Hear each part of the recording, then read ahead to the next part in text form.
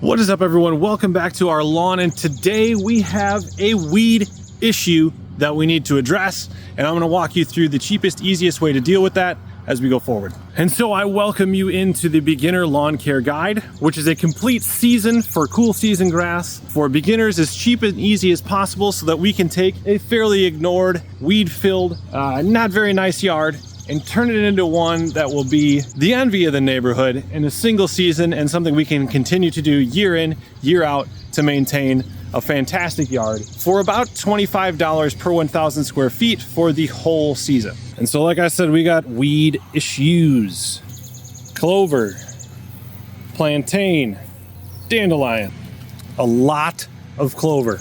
And in this video, I'm going to show you exactly how to use the Spectracide Weed Stop for lawns plus crabgrass preventer, how to mix it, how to apply it so that we can get all these weeds and get them completely wiped out, and get them mostly wiped out to be able to clean up with a second application of this same product later in the year to be on our way to a weed-free lawn. Now, the first step to this whole process and this whole procedure was putting pre-emergent down over here. So if you haven't, go check out that video. That's going to be step 1 in this process. We are here at step 2, which is killing the weeds that were already here, that have already germinated, that the pre-emergent isn't going to do anything about. So without any further ado, let's get right to spraying these weeds. And as mentioned, today we're using this product right here. To me, it's as good as it gets for something in terms of it's readily available. Home Depot, Amazon, pretty much any hardware store is going to have this or an equivalent, but I choose this one, and very simple to apply. The only other thing we need if we're going to do liquid herbicides is we need some sort of sprayer. Now, if you're somebody that's reached this point in lawn care and you're going to be taking care of and plan to maintain going forward, I really advise you to just bite the bullet and get a battery-powered 4-gallon backpack sprayer. I have the Ryobi. It's in its 3rd season, maybe even its 4th season. Haven't had a single issue with it, and I can't describe to you how much better it is than the pump ones because of, you know,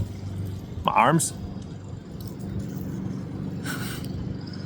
There's jokes to be made there. We'll just leave those out for now. But if you don't want to go that route, some sort of sprayer to be able to get this product out on the ground. It is a liquid that we are going to mix with water. And so now let's talk through the process. First things first, we need to know how big your yard is. So you need to go watch video up in the corner, also linked in the description, and a complete guide to how to measure your yard using some online resources. Once we have that information, then we can go from there. So this product, when we are blanket spraying, which is what we are doing, even if you only have a couple weeds, just go out there and blanket spray. It's the easiest way. You're not going to have to continue to go out there all the time. We can just get out there, we can spray everything. We'll clean up what comes up next with the next application of this. And this particular product is 6.4 ounces per gallon per 1,000 square feet. For the sake of math, we're going to call it 6.5 ounces, because that's just easier from a math perspective, and 1/10 of an ounce per 1,000, not going to make a difference. So now you can do one of two things. You can either mix in the sprayer, or I tend to use 5-gallon buckets for all of this. I find it a little bit easier to get the material into. I don't spill anything. I don't, it's easier, and then we just pour in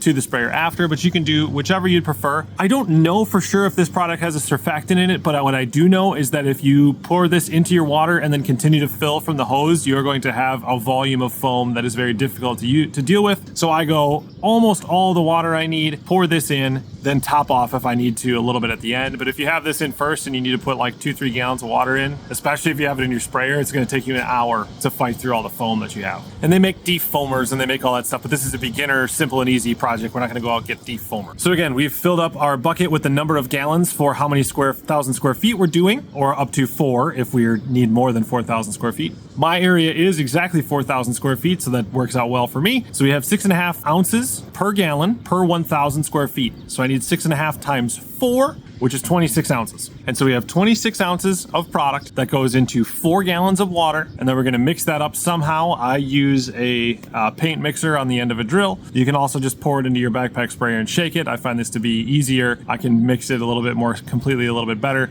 So I do that. That goes into the sprayer. From there, this needs to be applied evenly across the entirety of the area that we have. So if you have never done this before, I recommend first we just fill the sprayer with water, and you go see what sort of walking pace you go through with your sprayer to get close to that 1 gallon per 1,000 square foot walking speed. At least know close enough where you can get right around that 4 gallons over 4,000 square feet, or right around that 1 gallon for every 1,000 square feet. And then I find it very, very difficult to keep track of where I have sprayed if I don't have some sort of stripes or something like that down. So you will see I have a robot lawnmower, but I still have stripes in the backyard. That's just, for one, it looks nicer. And two, that's my marker for how I spray. So I striped over in the side yard as well.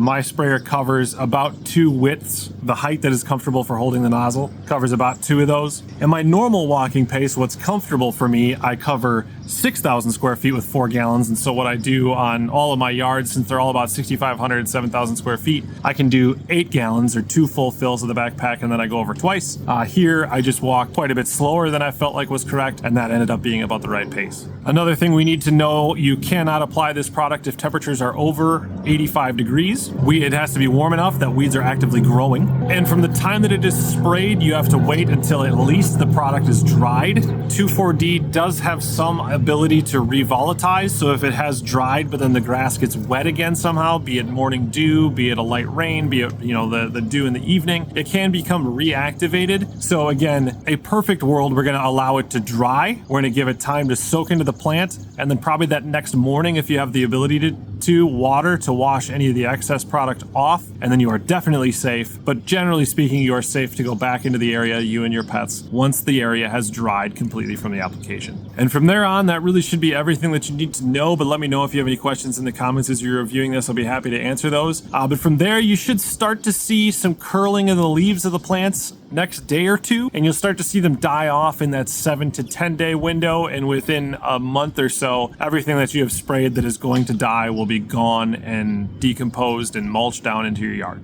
And so for cool season people around kind of the southern Wisconsin kind of climate, I think the best time to do this for the first emergence of all your weeds is that May window. Pick up the dandelion, some of the clover, creeping Charlie, all of those that are coming up. Then we're going to come back again either late June, or we can do one in the fall when it starts to cool off again and clean up anything that came up throughout the season. And you just do that then as needed going forward, and you will be on your way. Again, combining this with step 1 in this process, which is a pre-emergent, to an entirely weed-free yard that really you don't have to spray for weeds maybe every other year, because once you get the weeds out, they tend to stay out for a period of time. So hope that's helpful. Again, this is a part of a complete season process where we're going to take a terrible neglected yard and bring it to a beautiful yard within a single season for $25 per 1,000 square feet. Subscribe to the channel if you want to follow along to what we're doing there. The outro here will be a video from a week or 2 from now, right before this video gets uploaded, showing you what sort of kill off and what sort of progress we've had on the weeds in that section of the yard. So as always, thank you so much for watching. We'll see you next time.